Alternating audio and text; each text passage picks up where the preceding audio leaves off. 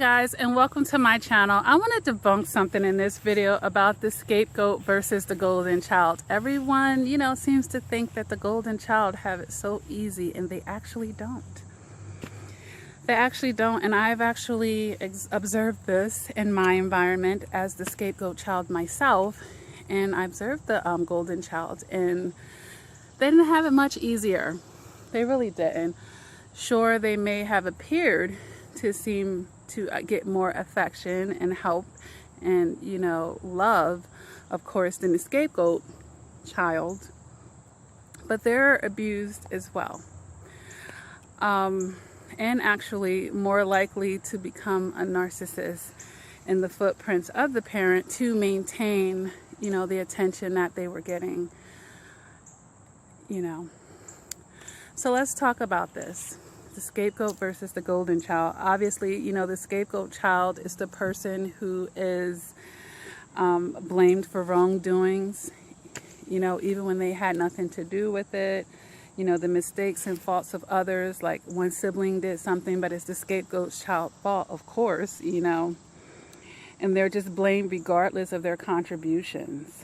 All right. In the biblical sense, the scapegoat was literally a goat that they sent into the wilderness after they put all of their sins on it. So this is where this term is stemming from, the scapegoat. All right. Now the golden child seems to be loved no matter what, and that's not true. And they seem to be exalted and lavished with attention and praise and favorism. And they tend to, tell the narcissist what they want to hear, and they're okay with falling in line. The scapegoat child may be the one to point out the flaws of the family. And of course, the narcissist is in la la land, and they like to paint their own pictures of what should be happening. The scapegoat child may get fake support, no favors, be isolated at times, not believed. And they may be put up against each other. There may be civil rivalry. But both of them give supply to the narcissist in one way or another. The golden child may be detached from their emotions, and they fall in line with the image that the narcissist wants to portray, and they may only express their happiness. So they do what looks good. They romanticize the narcissist's ideals, and therefore they are quote unquote protected, from being devalued. And they do get the special favors. And then narcissist basically projects their false self through the golden child, or gets their false self stroked.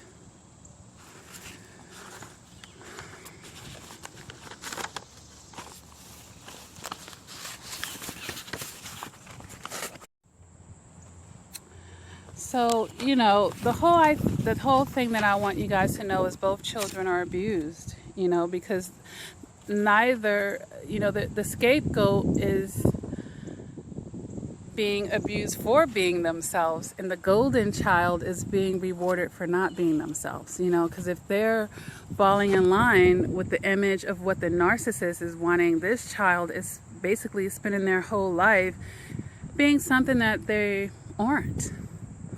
And then, they do it so much until it becomes engraved in them, and now they're taking the torch, and chances are now they're the narcissist for the next generation. So it's actually worse to be that golden child, because their identity is totally wrapped around the narcissist, versus the scapegoat child who's being punished for standing out, being punished for being original.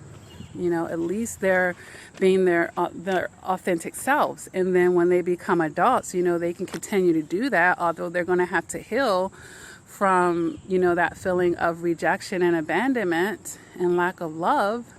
And they're going to have to learn how to fill themselves up with it.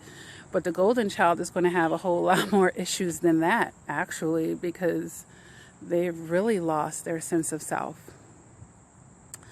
So, you know, I just wanted to put this video together to talk about the golden child versus the scapegoat child, but to debunk that the golden child has it that much better, because they don't.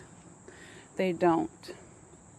You know, both end up abused, both ending up with brokenness, both go through cognitive dissonance, both are trauma bond, and both have dysfunctional adult relationships as a result of this narcissistic parent. So they share a lot of commonality between the two. All right, so if this video resonates with you, go ahead and hit the like button. If you haven't done so already, please feel free to subscribe to my channel. I offer coaching over the phone, Skype, or FaceTime, even email coaching. Check the link down below, guys. And until next time, continue to do the work, guys, and thank you for tuning in.